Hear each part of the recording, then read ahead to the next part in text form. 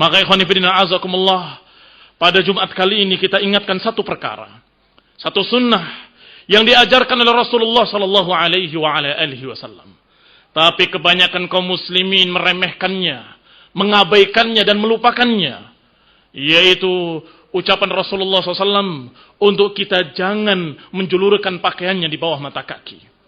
Rasulullah SAW memerintahkan agar seorang mukmin menaikkan pakaiannya setengah betis. Izarul mu'min ila nisfis saq, fama asfala minal ka'baini fa finnar.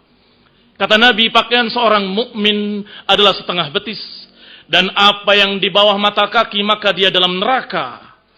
Hadis ini sahih dalam riwayat Bukhari dalam sahihnya.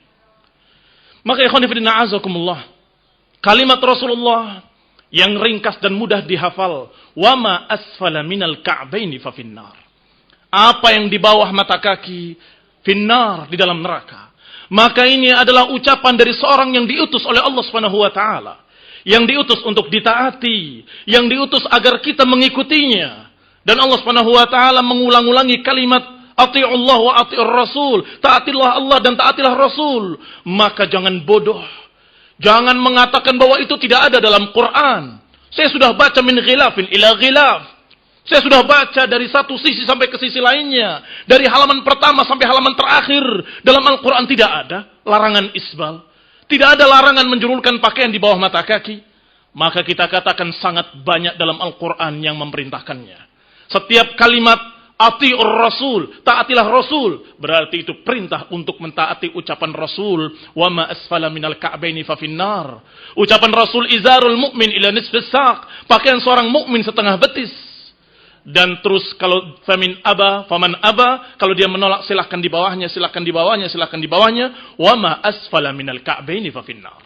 Dan apa yang di bawah mata kaki di dalam neraka.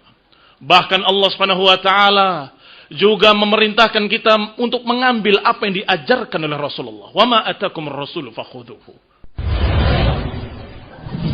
Rasulullah di dalam hadis lainnya menyatakan, Thalathatun la yukallimuhumullah wa la yanzuru ilaihim yawmal qiyamah wa la yuzakkihim wa lahum adzabun alim. 3 golongan yang Allah tidak akan mengajak bicara mereka, tidak akan melihat mereka, dan bagi mereka adab yang pedih. Allah tidak akan mensucikan mereka, yaitu 3 golongan. Al-musbil izarahu, yang menjulurkan pakaiannya. Wal mannan, orang yang mengungkit-ungkit pemberian. Al-mannan fima a'ta, yang mengungkit-ungkit apa yang telah dia berikan kepada orang lain. Wal munfiq sil'atahu bihalafin kadhib, dan orang yang menjual barang dagangannya dengan sumpah palsu. 3 golongan ini adalah orang-orang yang mengerikan. Dikatakan oleh Rasulullah sallallahu alaihi wasallam, la yukallimuhumullahu yaumal qiyamah wa la yanzur ilaihim wa la yuzakkihim wa lahum adzabun alim. Allah tidak akan mengajak bicara mereka, Allah tidak mau melihat mereka, dan Allah tidak mensucikan mereka, dan bagi mereka adab yang pedih. Yang pertama disebut al-musbil izarahu, atau dikatakan sebagai seorang yang menjulurkan pakaiannya di bawah mata kaki. Yang kedua al-mannan, orang-orang yang dalam keadaan mengungkit-ungkit pemberiannya yang pernah dia berikan pada orang lain. Bukankah saya pernah memberikan pada kamu demikian? Bukankah? Dan yang ketiga, al-munfiq sil'atahu bihalafin kadhib, orang yang menjual barang dagangannya dengan sumpah-sumpah palsu. Ikhwan fillah a'azakumullah, kaum muslimin sedang Jumat yang berbahagia. Hadis ini memiliki qaid. Hadis yang kedua memiliki ikatan qaid dalam hadis lain, yaitu Rasulullah SAW bersabda, man jarra thawbahu khuyala'a lam yanzurillah ilaihi yaumal qiyamah. Barang siapa yang menjulurkan pakaiannya dengan sombong, maka Allah tidak akan melihat mereka. Ikhwan fillah a'azakumullah, ketika mereka beralasan bahwasanya yang dilarang itu kalau memanjangkan pakaian dengan sombong, maka kita harus ingat kaidah para ulama ketika menjadikan yang mutlak dengan muqayyad. Mereka memiliki kaidah bahwa bisa yang mutlak dijadikan sebagai muqayyad jika hadisnya sama dan ancamannya sama. Yani kalau hadisnya berbeda dan ancamannya berbeda, maka tidak bisa dibawa yang mutlak kepada muqayyad. Ikhwani fillah a'azakumullah, barangkali kita ingat masalah wudu. Ketika Allah Subhanahu wa taala memerintahkan kita untuk fagsilu wujuhakum wa aydikum ilal marafiq, cucilah wajah-wajah kalian dan tangan-tangan kalian sampai siku. Kemudian Allah berbicara tentang tayammum. Kalau tidak mendapatkan air maka pakailah dengan sa'i dan tayyiba. Wamsahu biru'usikum wa aydikum titik. Maka kata Allah, ambillah debu dan kemudian usaplah mukamu dan tanganmu. Kalimat tangan tidak disebut dengan ilal marafiq. Apakah bisa kalimat ini dibawa kepada kalimat pertama ketika wudu sampai siku, maka tayamum pun sampai siku? Tidak. Para ulama tidak menyatakan demikian. Karena ini berbeda. Ini masalah tayammum dan ini masalah wudu. Dan juga berbeda pembicaraannya dan konteksnya. Demikian pula hadis tadi. Kalau hadis yang pertama disebutkan dengan jelas oleh Rasulullah SAW dengan mutlak, ma asfala minal ka'baini fa finnar. Apa yang di bawah mata kaki maka dia dalam neraka. Tidak berbicara sombong ataupun tidak sombong, dan ancamannya hanya finnar, yakni diazab dalam neraka. Tetapi ketika yang kedua disebutkan oleh Rasulullah SAW, la yukallimuhumullah wa la yanzur ilaihim wa la yuzakkihim wa lahum adzabun alim. Ancamannya sangat mengerikan. Allah tidak mau mengajak bicara mereka. Allah tidak mau melihat mereka. Allah tidak mensucikan mereka. Dan bagi mereka adab yang pedih.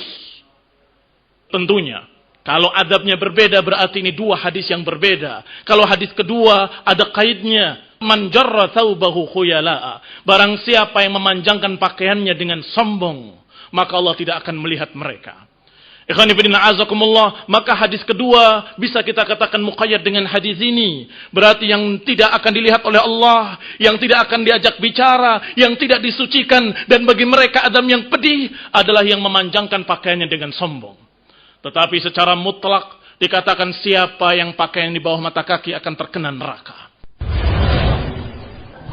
Ikhwani fillah a'azakumullah, kaum muslimin sidang Jumat yang berbahagia. Ini adalah hadis-hadis sahih dan semuanya dalam Sahih Bukhari dan Muslim. Yang meragukan kesahihannya, maka mestinya kita memahami hadis ini dengan pemahaman salaf. Memahami hadis ini dengan pemahaman para sahabat ridwanullah alaihim ajma'in. Kita tanyakan kepada mereka para sahabat, apakah ada di antara mereka yang menjawab perintah Rasulullah dengan kalimat, ya Rasulullah kalau aku tidak sombong. Apakah ada di antara mereka yang sengaja memanjangkan pakaiannya di bawah mata kaki, kemudian dia mengatakan kalau saya tidak sombong? Wallahi tidak ada satu riwayat pun dari mereka. Kecuali riwayat dari Abu Bakar Siddiq. Dan Abu Bakar Siddiq radhiyallahu taala anhu tidak menyengaja memanjangkannya. Kalau sengaja memanjangkannya, kemudian mengatakan saya tidak sombong, tidak ada satupun. Tetapi riwayat dari Abu Bakar radhiyallahu taala anhu kita baca. Apa kalimat dari Abu Bakar? Dia menyatakan, ya Rasulullah, inna izari yastarhi illa an ata'ahad. Ya Rasulullah, pakaianku selalu turun sehingga aku menjaganya dan selalu menjaganya.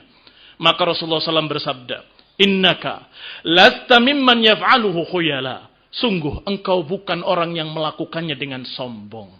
Karena tidak sengaja. Tetapi kalau dia sengaja memanjangkan pakaiannya, maka dia telah sombong. Kenapa sombong? Karena dia merasa lebih jauh dari kesombongan daripada sekian para sahabat. Sekian ratus, sekian ribu para sahabat. Tidak ada yang mengatakan begitu padahal mereka lebih jauh dari kesombongan. Tetapi orang yang sekarang, yang imannya lemah, ibadahnya lemah, ilmunya lemah, menyatakan kalau saya tidak sombong. Wallahi, ikhwani fillah a'azakumullah, benar kata Imam Khattabi. Cukup dikatakan sombong seorang yang sengaja memanjangkan pakaiannya di bawah mata kaki, kemudian berkata, aku tidak sombong.